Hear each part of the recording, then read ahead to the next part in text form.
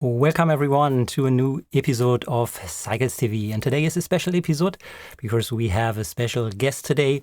We will talk on global liquidity, and we have Michael Howell with us today, so I'm very happy that he will take the time and let us talk about cycles and global liquidity and his knowledge related to that. So for those who are not aware, Michael Howell is very well known in the community. I think he's the owner and founder of CrossBorderCapital. But more important, maybe you can follow him on Substack, Capital Wars on Substack, where he is regular updating some topics. And for sure, he has published the book, which I highly recommend, Capital Wars, which is also the basic background on what we are talking here. So, Michael, great to have you here. Welcome. Well, thanks, Lars. I'm looking forward to it, I must say. I enjoy cycles enormously.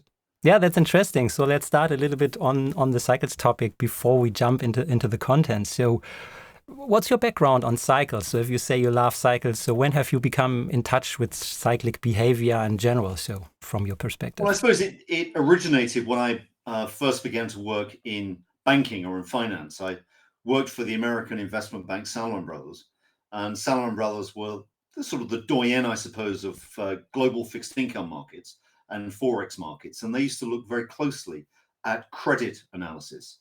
So in other words, the flow of credit through financial markets, particularly through the US economy as it happened. And that was very much a cyclical phenomenon. And if you go back and look at sort of learned texts on credit, people often talk about cycles and how there's a regular rhythm, as you will be familiar with, in the credit markets.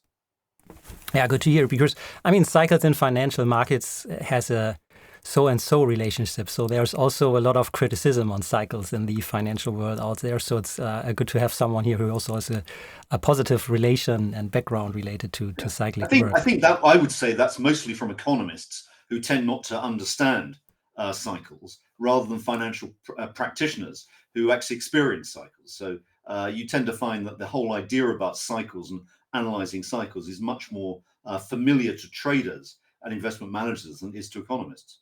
That's a good point. And then it's also not easy how to measure or detect those. But I mean, you talked a little bit about the forex or your historical background. So how important do you think are cycles in financial markets per se? So do you think they have a dominant role, or are there more some kind of supporting information you can gather?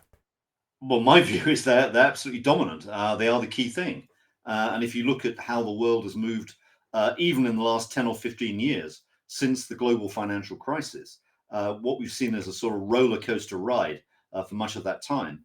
But it's been very cyclical. And what has dominated that cycle has been the flow of liquidity in markets. And you can take that as a measure of credit if you like, but it's a broader concept. And that's really what we monitor and what we measure. Yeah, so getting back to your what you call financial flows, and where you mentioned in rhythms on the cyclic behavior, one topic you also highlighted or talked about in your book is that the metrics around financial flows are often more important than traditional metrics the financial community often looks after. So like the yield curve or the inversion of the yield curve as a recession indicator. So you state that even these financial flows are even more important than these old traditional topics. Can you share your view why you think it is so? Yeah, I think that's really the key point, or a key point. And that is because the whole nature of the financial system has changed. And it's changed for a number of reasons, but China is probably a major reason why things have changed. And what you've got is, if you like, a sort of reversal of polarity in many cases in terms of the flows going through markets. Now, let me drill down and be a little bit more explicit about that. If you pick up an economics textbook, what it will tell you is that interest rates are the most important factor to watch. And that's really because capital markets are presumed to be capital raising mechanisms for new investment. And therefore, interest rates are the hurdle rate that you need to jump in order to make a scheme profitable. Now, that's a nice idea, and there's nothing necessarily wrong with that. But we're not in that world anymore. We're in a world where there's not very much capital investment going on, particularly in the West. What capital investment that is going on en masse is going on in China.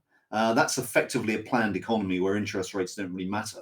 And what Western capital markets are dominated by is debt refinancing flows. We've got this massive pile of debt, and with $350 trillion of debt, with an average maturity of, let's say, 5 years, it means the capital markets have to refinance on average 70 trillion of debt every year.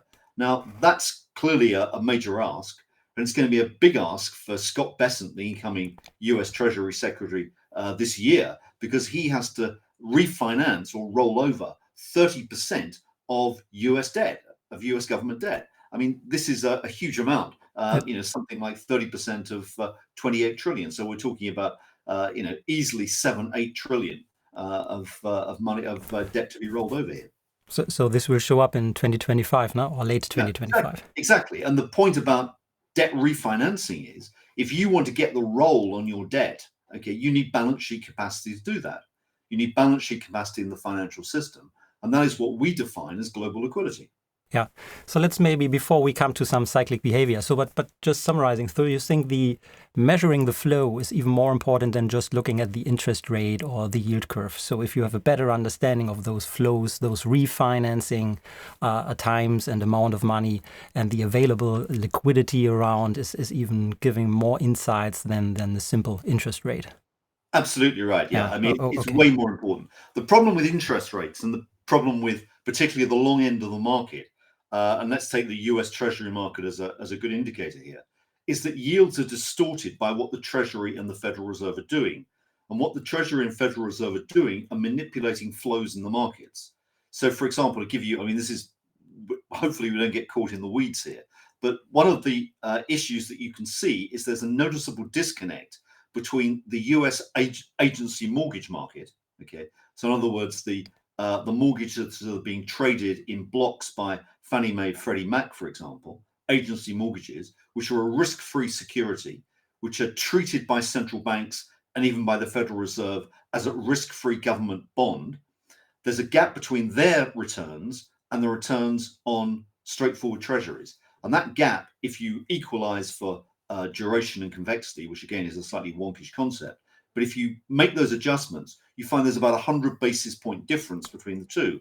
And the reason for that is that the Treasury is skewing issuance very heavily to the front end of the curve, and the Federal Reserve is doing a secretive liquidity easing at the same time. And this is distorting the market. So the yield curve, which is a traditional metric for many economists to look at, has been biased downwards by 100 basis points. Hence, it's inverted, and hence it's a very poor indicator of upcoming economic activity. So if you would correct the distortions, it won't maybe not be inverted. Correct. It's not inverted. It's actually upward sloping.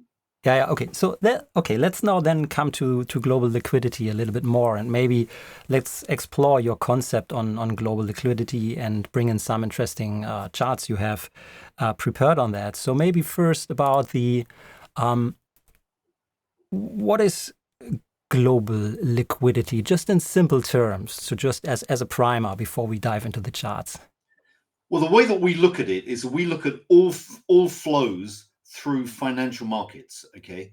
And these are liquid flows, or flows of liquid assets, which basically is anything up to a 3-month maturity. And that can be sourced from central banks. It can be sourced from conventional banks or shadow banks, and it can be sourced through wholesale repo markets. And also, of course, you've got, certainly at the regional or country level, you've got net cross-border flows, which are important as well. Now, net cross-border flows are not always that important for big economies, but certainly when you start to think about emerging markets, and actually, to be fair, look at the US in the last 10 years, it's managed to receive huge capital inflows from the rest of the world. So, these cross-border flows matter too. So you measure all those around the globe and build your liquidity index based on that, right? Yeah. So we cover over 90 countries worldwide. That by definition is a very long tail on the number of countries. So once you get past about maybe 25, 30 ranking wise, they don't tend to make that much difference to the overall picture. But nonetheless, we're comprehensive. So we look at all these markets using the same standard framework, and we aggregate that together into a global liquidity index. So I think here is the global liquidity index you're talking about, overlaid with what you called world wealth. So maybe you can explain now what's the impact, or what can you see in global liquidity? Okay, this particular graph is actually looking at the dollar amount, the growth rate in the dollar stock. So it does represent a cycle, but there's actually we do different analysis to try and understand the cyclical movements. So we'll look at, for example, trend deviations to capture the cycles more accurately. But this is a year-on-year change, and what it's looking at in orange is global liquidity. So this is looking at how the growth of global liquidity is moving. The black line is a measure of the returns on a portfolio, very broadly defined in terms of world wealth. So that includes all bond market returns, all equity market returns, all liquid asset returns. It includes cryptocurrencies, including Bitcoin. It includes precious metals, and it includes residential real estate. So it's really comprehensive. It's got everything in there. And what you can see is there's actually quite a tight correlation between global liquidity and these movements in world wealth. And if you look at if you do statistical analysis on this, so for example, if you examine Granger causality tests, you find that liquidity tends to lead by between about 3 to 6 months. So it's a kind of window into the future, right? So if you have the global liquidity, you could make a projection about the asset classes you just mentioned for the next 3 to 6 months. Exactly, and that's what we do as a profession or a business. And for example, we said in September, October of 2022 that the liquidity cycle was beginning to inflect upwards, and you would expect a bull market in risk assets lasting well into about the middle of 2025. And here is the example you put up, which is exactly that global liquidity cycle, which is the same data that you've just seen, but it's put here into an index form. So it's shown as deviations away from normal levels. I mean, I'll give you a little bit of a sort of historical excursion here. Why did we choose an index between 0 and 100? The reason being is when we first started to do this, which was back in the 1980s, this is actually a z-score, as you may be familiar with, but nobody really understood what z-scores were. So we had to make it easier to understand. So we simply said, well, okay, the 0 is 50, and 1 plus 1 standard deviation is 20 units up, and 2 is 40 standard units up. So that's how the index is put together, but it's effectively a z-score. So this is basically showing the fluctuations. On top of that, we show a sine wave that we put on that, just to emphasize that we're not cheating and looking backwards too much. That sine wave was put on in year 2000 using Fourier analysis to try and understand the length of cycles. And this was the dominant cycle in the data that we basically have kept ever since. And that is, as you can see, a 65-month cycle. Why it's 65 months is a moot point. My conjecture as to why that is that is the length of the sort of debt maturity refinancing cycle. So if you look at the average maturity of debt, it tends to be around 65 months in the world economy. Oh, that's quite interesting. And we are coming to discussing some cycles. We will discuss later on some cycles also. We are interested in the foundation, which is a little bit shorter, so 40 to 50 months. But let's do this later. What I would first think about, I mean, you mentioned you did this cycle analysis in the year of 2000, showing up the cycle, and you see a perfect correlation even now, 2020, right now. So the last swing is almost perfect aligned with the analysis from 2000. But have you thought about updating your cycle analysis? If there is maybe, so what we from a cycle community would say, maybe there's a phase shift or the deviation in length has shifted to get a clearer picture of the projected future so that we not draw cycles as a static cycle into the future. So we try to update the Fourier analysis, for example, you mentioned, which you did in the year of 2000. Yes, I mean, you make a very good point. I mean, we have thought about it. I mean, I think one of the difficulties in doing that is that, you know, if it ain't broke, don't fix it, as they say in English. And since it was working, there was not really any pressing need to do that. But I think what you make is a very good point. Whether that would enhance how valid the cycle analysis was or not, I don't know. I mean, it's just from the cyclic perspective, we also say that cycles are never static. They kind of rhyme. So the length and the phase might shift anyhow in the reality. And the static sine wave is just a simplification of that cycle. So by updating it regularly, you get a better feeling, not of the history, but for the historical analysis, it's not required anyhow. But at the current stage of the cycle. And that's, I think, what in the end we're all interested in. So where's the cycle now exactly? Yeah, I think it would make sense as well, because, if we're correct in saying that 65 months was the average length of a debt refinancing cycle, in other words, the average maturity of debt, that clearly changes over time. Yeah. So it would make sense. Yeah. So, I mean, that's what we're doing here. So let's quickly discuss. And I mean, the cycle suggests a major top upcoming in, I think, this year, 2025, right? Mm-hmm. Yeah. So we're close to a topping of that cycle. So can you describe the patterns of what does this mean in this cyclic behavior of global liquidity? So how's the correlation maybe to other asset classes you mentioned, and I think we also have some chart. You have visualized this in this kind of picture. So you have your global liquidity cycle, which is due to peak 2025, and you refer to the economic or the business cycle on the other hand. And there's a shift. You mentioned a little bit also the delay of those cycles. Could you elaborate a little bit? What's how they correlate, or they are not in sync in regards to time? So there's a delay factor between them. Yeah, I mean, the first thing to say is that it's very much the case in our view now that the financial sector leads the real economy. I think historically it was possible to make the case that the financial sector followed the real economy. It was the result of real economic developments. But it seems that it's an engine by itself, and it actually drives economies. And I think you can see that, very clearly again in the last 15 years, because wealth effects that have occurred through asset markets are major factors driving consumer spending. I mean, notably in the US, I mean, it tends to be very important, both for consumer spending. Also, if you look at government revenues in the US, government tax receipts are very closely aligned to what Wall Street does. So I think you can see the financial sector taking on a much more important role in terms of an economic driver. What this particular analysis says is that we think of how markets work in terms of phases of a cycle. So we tend to think about 4 different phases, which you can see described there. The 2 lower phases of the cycle, and I'm talking here of the liquidity cycle, the orange line. The 2 lower areas are called respectively turbulence and rebound. And that isn't necessarily trying to describe the asset background. It's trying to describe what's happening in liquidity conditions. So in other words, the turbulence phase is when liquidity is very tight, and it's, borrowers are scrambling around to try and find lines of credit, etc.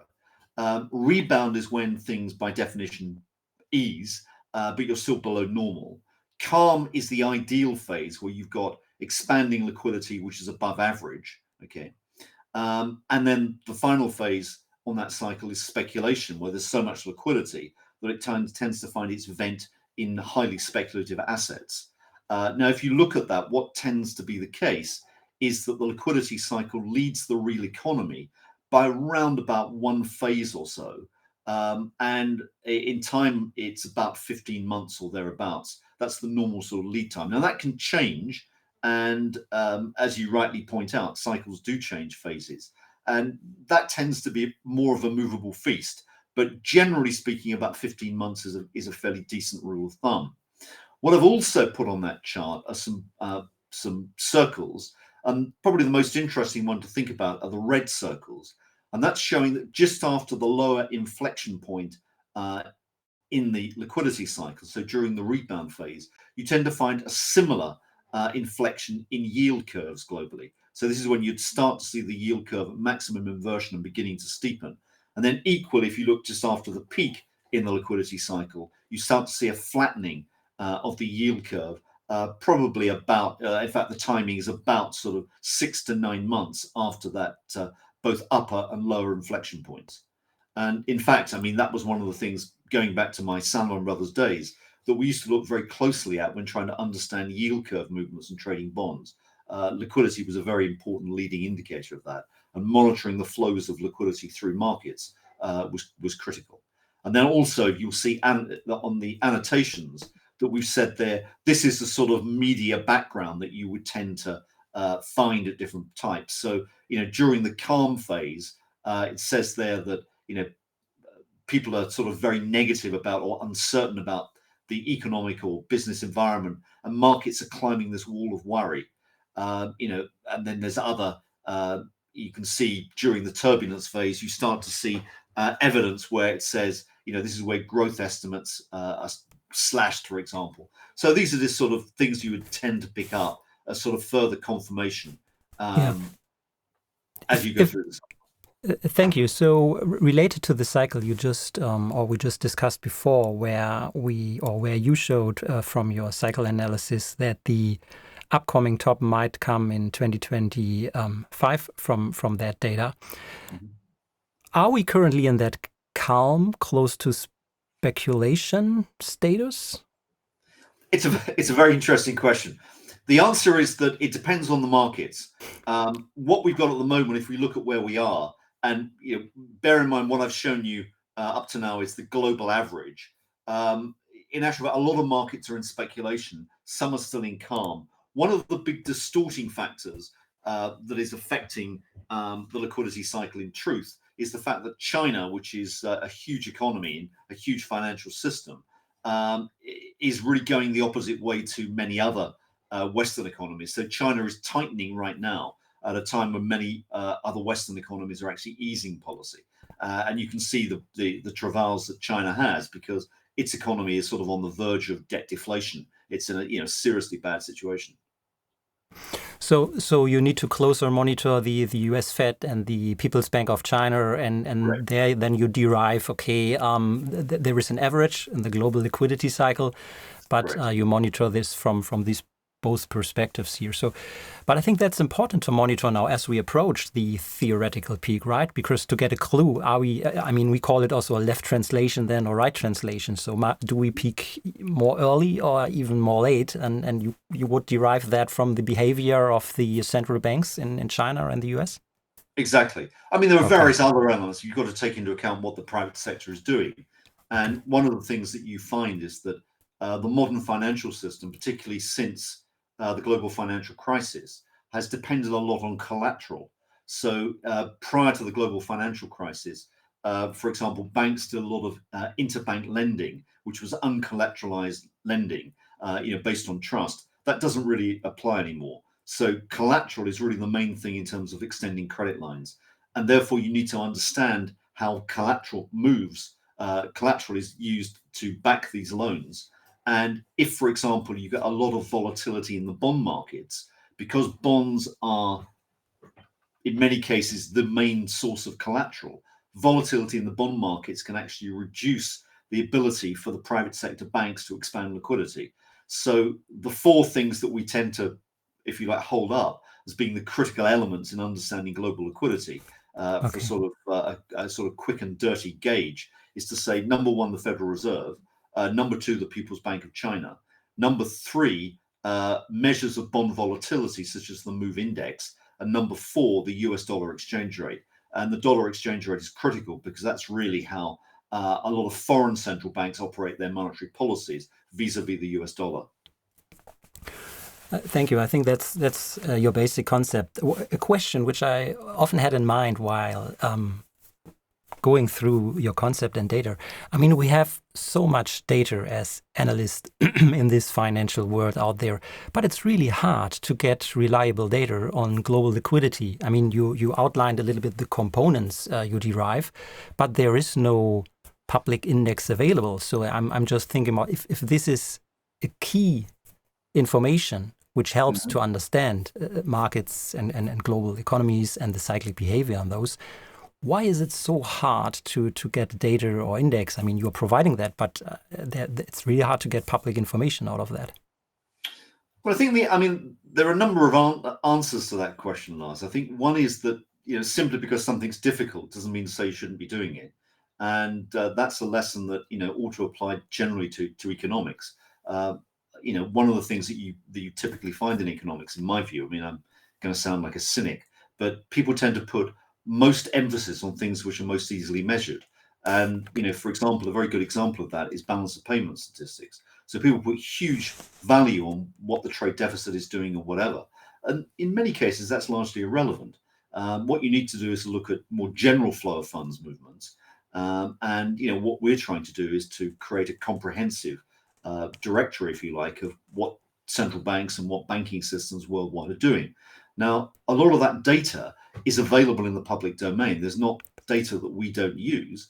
I was actually showing, this is an interesting aside, but I was showing some years ago a lot of this data to the security services in the UK, so MI6, and we were sort of sharing information. And I said, well, the data that you get, what is that data? And they said, well, you'd be surprised that most of the data that we gather and use and information we act on is not James Bond-like, so it's a secret agent out there getting insider information. It's actually 98% of it's in the public domain.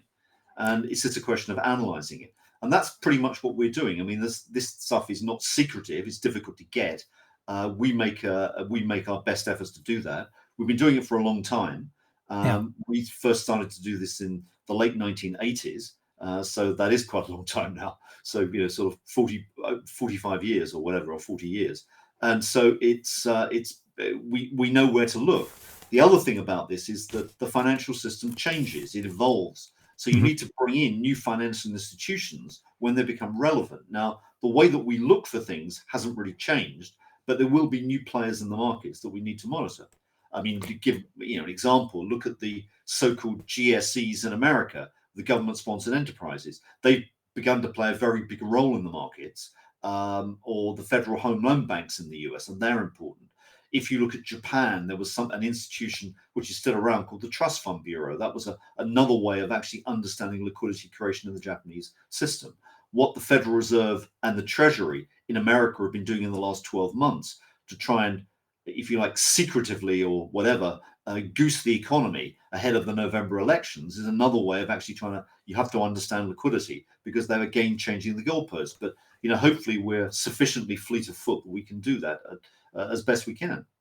So it's a good point. And by the way, in the last chapter of your book, I think you explained how this is all calculated. So you just mentioned you need to put some work into it to get this index together. And in your book, you outlined how to calculate that.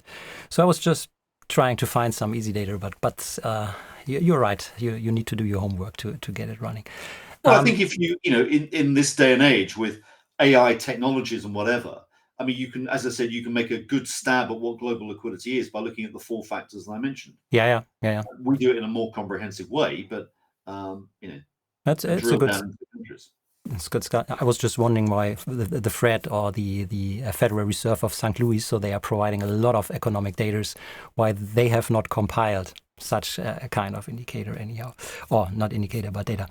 Okay, so maybe let's mix in some more cyclic work into that picture. And one cyclic work I want to bring in is around price-earnings ratio. I know you also mentioned in your publication that there might be, or price-earnings ratio might be a measurement or a benchmark which makes sense to also use in correlation to global liquidity. And what we have found, and that's why I want to emphasize on that, is a interesting cyclic rhythm in the price to earnings ratio if we look at the S&P 500 and the Cape-Shiller ratio. Let me bring in the chart and then let's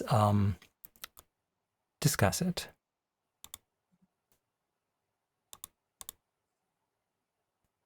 So what we see here on the screen is it's a more complex model, but in simple terms, we also did run a Fourier analysis, or more comprehensive, but in basic terms, it's similar what you are doing here. And this is a composite model out of the most dominant cycles. So it's not just one simple cycle. So we just stacked up all the important cycles back to 19 10, 19, 20, with the most dominant cycles. The interesting shape of that picture is here that we have what I would call three cliffs. So where all the cyclic peaks have synchronized. And this happened at 1929, the year of 2000, and just right now in 2024. And this is a very exceptional situation where, from a cycle analyst perspective, if we have such synchrony of cycle tops, so almost all cycles you can think about in the price earnings ratio top out end of 2024.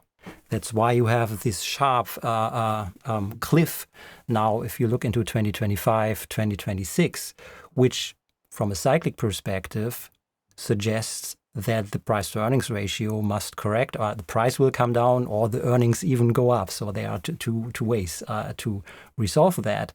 But we also know what happened in 1929 and the year of 2000. So what do you think? Is this kind of cyclic analysis somehow related to global liquidity, or could you make any sense of that if you have all your global liquidity work in mind? Yeah, I think it is. I think it's very closely related. I mean, just as a point of reference, we've done similar work on the US market, and actually we find that there is a dominant cycle at about 41 months. So I'm not going to quibble over 1 month, but I mean, I'm sure yours is more comprehensive, but it gives a similar picture. Now, why that is, I'm not entirely sure, but I think if you drill into PE multiples or valuation measures, it's important to understand really what they're doing and what they're really saying. And in our view, and it's really explored in more detail in the book you kindly noted, Capital Wars. What we say there is that if you look at the PE multiple is actually made up of three different ratios. It's made up of, and I'm going to use symbols, but I'll explain what those symbols are. It's related to the P divided by an L is liquidity. It's also an L divided by, let's call it GDP, and another term, which is GDP divided by earnings, the E. Now, in other words, what you're doing is you're breaking out the P multiple in a very different way. The P to L ratio, which you can see highlighted here, is a way of understanding asset allocation. And the reason for drawing this particular slide or putting the slide in is that what this slide is basically saying is that there are two ways to understand investments. You can look at it from the security point of view. In other words, you can look at the earnings of a security and you can value that security in terms of the price to the earnings, or you can look at it from an investor's point of view, and you can look at it in terms of the investor's asset allocation and the flow of liquidity that the investor has got. Now, the P to L ratio here, if you think about what that really means in aggregate, it's looking at the total value of equity holdings divided by the pool of liquidity. So it's the equity to liquid asset ratio. And that is, by definition, part of a portfolio. And it's measuring asset allocation. If equity allocations go up and cash allocations go down, that P to L ratio will rise. And it will rise independently of what the other term, the L, is doing. So, for example, to go back to the PE case, PEs are independent of earnings. Earnings can rise, PE multiple can fall, or they can rise simultaneously. So you've got two moving parts in any explanation of prices. Now, what I'm trying to say in a long-winded way is that the PE multiple is actually a composite. You can break it down into the PL ratio, another term which we've scaled by GDP, which is L to GDP, and a third term which is GDP divided by earnings. Now, GDP divided by earnings is profit margins. The L divided by GDP is actually excess liquidity, excess to the real economy's needs. And the P to L ratio is a measure of asset allocation. So what it's saying is the PE multiple is made up of one term, which is, if you like, ownership portfolio allocation, another term, which is excess liquidity, and a third one, which is profitability. So I would suggest that those three elements may have each have their own cycles. And so, for example, I think there's a slide I put in a little bit later, which is a slide that we showed for the cycle in risk appetite or risk exposure. And that's actually the cycle in the PL ratio, normalized. Now, what that's saying, and this is, again, not trying to be, it's not attempting rocket science here. All we do is to put, using a similar methodology for liquidity, is we try and estimate what the dominant cycle in this data is. And it seems like it's 9.25 years. Why, I'm not sure, but that's what it seems to be. Now, again, if you look at this, and perhaps, if you took, to go back to your example, if you think there's a crash coming in the P multiple in the Cape, which is entirely plausible, starting at such high levels, that could be built from a peak in the liquidity cycle and a simultaneous peak in the risk exposure of investors. So investors have peak allocations to equities, and both of those two cycles are falling at the same time. And that would be, I think, a highly plausible explanation. Yeah. So, okay. And by the way, thank you. What you explained also, I mean, this cycle is also peaking in 2025, exactly. right? So, and that's one of the worrying things that we detect yeah. at the moment, is that there's a lot of euphoria in markets. But if you look at the allocations, the actual allocations of investors to risk positions, it's actually declining. And in actual fact, I mean, just as an anecdote, I recall reading about a week ago that there was a lot of disquiet among pensioners in the US and in Britain, that they'd been allocated so heavily towards bonds by their investment managers in the previous year, because bonds had had a pretty miserable performance, but equities were up 25%. And they were saying, why was this going on? But the portfolio managers were basically not seeking to take any more risk. They were de-risking portfolios. And this seems to be going on. So what this probably tells us, in a sort of disquieting way, is that the market peaks that we're seeing still are being, the peaks are occurring on very low volumes. Yeah, but we come into alignment now of your global liquidity cycle, your risk exposure cycle, and what I showed is the price to earnings topping cycle. I mean, you introduced an improvement with the P2L ratio, which is also interesting to go after. By the way, you mentioned that. I put it here also on the chart. The most dominant cycle in that model is 42 months. So I think you referred also to a 41-month cycle you had in mind. Well, I just said we did this independently, and we found very similar. But I mean, who's going to quibble with 1 month? Yeah, exactly. So what we also did, and that's another cycle I want to bring in, and are interested in your view on that. There's some information we published by the Federal Reserve of St. Louis, which they call the Financial Stress Index, and they are putting, I think, 10, 12 individual measurements on the financial situation together, and they call it then their Financial Stress Index. What is interesting here is that there's also a dominant cycle, which we found, which is 192 weeks, which is between 40 and 60 months, I think. So it's not 65 months, but it's more than 41 months. So it's sitting in between somewhere. Yeah. And this financial stress cycle, which has a great correlation, even going back over the past 20 years, is bottoming or expected to bottoming in April 2025, which suggests that financial stress will rise into the second half of 2025, and bottoms in financial stress are often then the tops in the US stock markets, and I think this correlates also with global liquidity. So if we have shortage of liquidity coming into late 2025, this will then increase financial stress in the system. You mentioned also the wall of debt, which will show up later this year. So this is just another confirmation of another measurement regarding your global liquidity cycle, isn't it?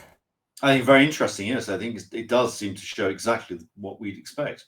Yeah. You've got a period of heightened volatility coming, and one of the things that I think I put a chart into the chart pack, but one of the things that we look at very closely is the relationship between debt and liquidity, that ratio.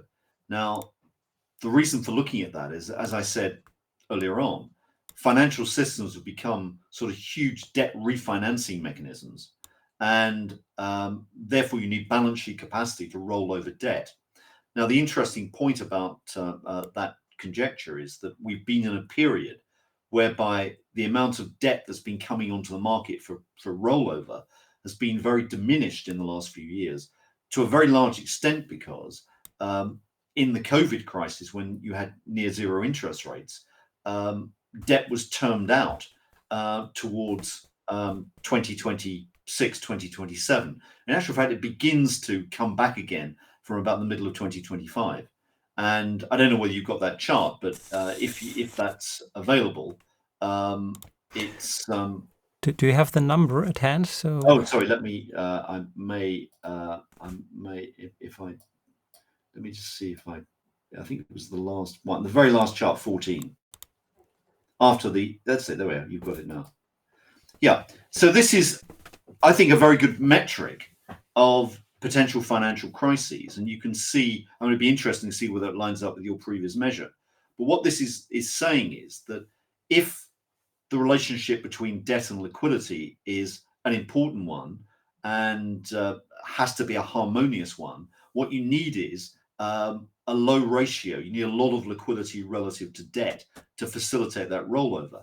If you don't get sufficient liquidity, you're going to be in the upper part of that chart above the dotted line. The dotted line is an average. Now, what I actually tested out statistically is whether that's a mean reverting series. And in actual fact, it is. It's a very dominant stationary series.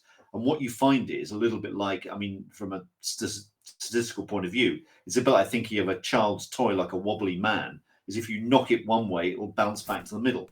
And this is really what's going on. So there's an equilibrium relationship going on. Now, if you find that there is too much debt to be refinanced relative to the liquidity pool, what you'll find is there are financial crises, and we've annotated those on the chart, and it pretty much lines up with most of those. If you go to the other extreme, where you find that there is too much liquidity relative to debt, it's saying that there's obviously ample liquidity in the system. It's not going to be used to refinance debt, so it goes somewhere else. And it tends to inflate asset prices. So you tend to find that during periods where liquidity is abundant and that ratio is low, you get asset market booms.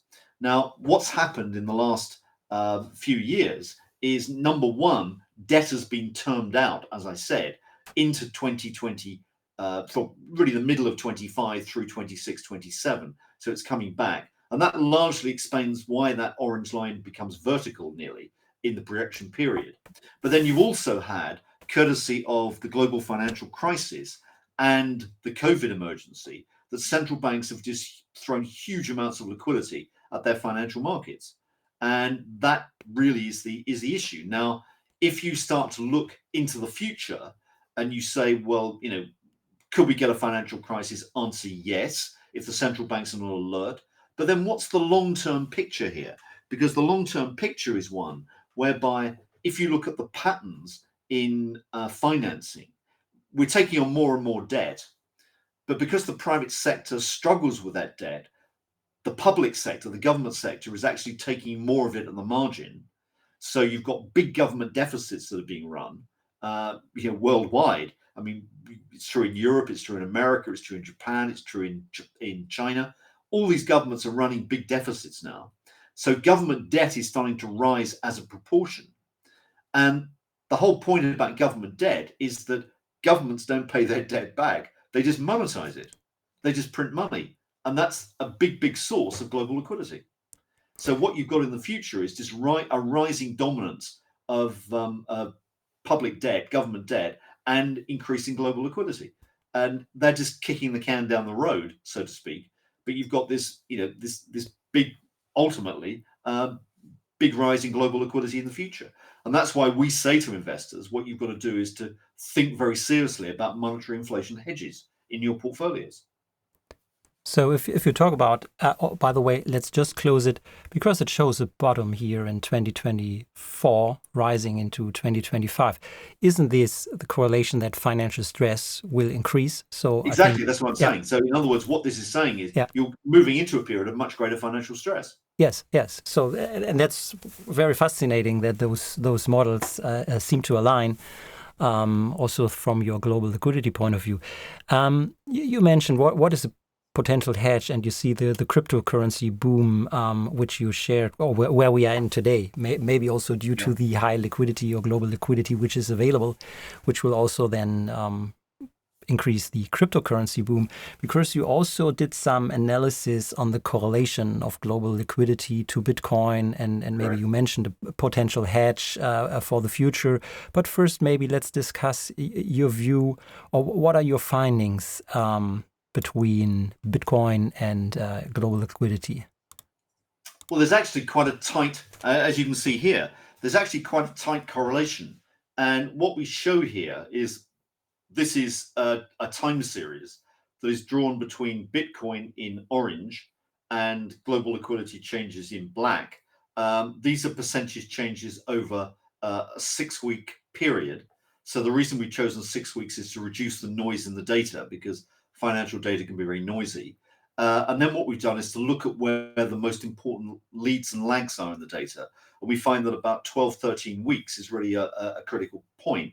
Now, we did this using what we would hope are robust statistical techniques, so looking at a VAR, vector autoregressive model. And what that basically showed is the relationship. It showed the dominance of liquidity as a causal factor, and it suggested that you were looking at about a 12, 13-week lead time. And it seems to be lining up pretty much according to that metric. You're looking at global liquidity coming off. You're looking at Bitcoin starting to struggle in terms of making new highs. So we'll see. But in the long term, it looks great if liquidity goes up. In the short term, if liquidity comes down, it doesn't. Yeah, that's right. What I was wondering, did you run a cycle analysis maybe on that on that data set? So it would be interesting if there's also a cycle in that. I didn't, and the reason for that is that my feeling was that the time series was too short to do that accurately. Okay. Yeah. I mean, Bitcoin, you've only really got 10 years of data, Yeah. but Yeah. It's possible, I suppose. Yeah, so that's what we would do as next steps, yeah, from our point of view. But that would also be interesting. But just a question related to Bitcoin. What's your view? I mean, if global liquidity will rise into this year, or this year might become a turning point, that's also positive for Bitcoin as a risk asset.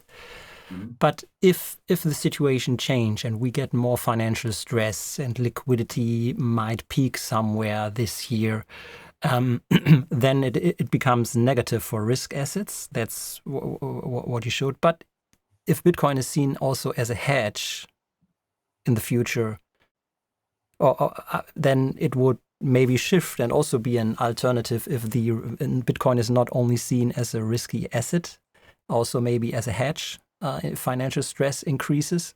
So I'm not sure. What's your view on that? Well, I think that I think the way to think about it is that Bitcoin is a measure both of the flow of liquidity. So if liquidity, I mean, we've hopefully argued convincingly that liquidity moves in a cycle. So in the upswing of the cycle, Bitcoin will do well, and in the downswing, it will do a lot less well. Now, what you also have in Bitcoin, which makes the situation rather less clear, is that Bitcoin's also very sentiment driven. So you've also got to take into account what investors are thinking, because you tend to get some very sharp moves in this. Now, if we're correct, going back to this risk exposure chart or risk appetite chart, that is also peaking, then the outlook for Bitcoin in the near term may not be that great. On the other hand, looking long term, going back to the whole idea that central banks have to bail out the system and government debt is really the paramount factor driving liquidity, then in that situation, Bitcoin becomes a wonderful long-term investment. And so, our view is you definitely got to hold it for the long term. You may want to be slightly cautious about diving in today, but certainly if you can buy it at lower levels, looks good.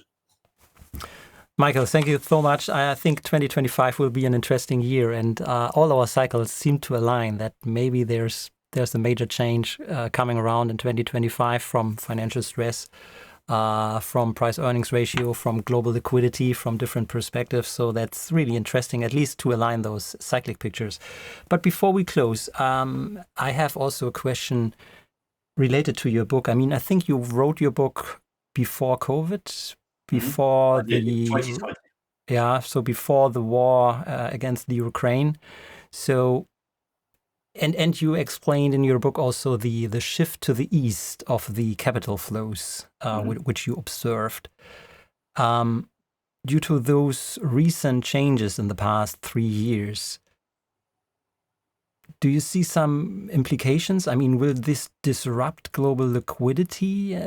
I mean, the banking system in Russia and the Chinese, they also try to ramp up individual banking systems. And even COVID, we had a lot of injection of liquidity into those markets. And the role of Europe, has this any change in your model, or even after you wrote your initial findings in your book? Well, I think what I was trying to say, and you're correct to say that a lot has happened in the interim since we published it. But what I was really trying to say were probably two things in the last few chapters. One was to say that if you look at Europe, what matters to Europe's future is much more Central Europe than Western Europe, because I think that Central Europe, it's relatively less developed. It's probably more enterprising. It's got less government. And what's more, it's next to a country which is abundant in resources, which is Russia. Now, we can argue for a long time about how long Russia exists under the current regime or not. I don't know, but I think if you take a longer term view, there has to be integration between those countries and maybe a more benign Russia. And what I was saying, capital was basically moving in that direction. I mean, there's some very good anecdote about that. In fact, I have a relation who runs a German Mittelstand company, and he asked his big clients, who were companies like Unilever, Nestle, etc., where they should build their next plant in Germany or outside. And all of these 4 big clients said, "We want you to build it in Russia." And that was admittedly that was in 2020, but it was a very good heads up to the direction of capital flows. Yeah.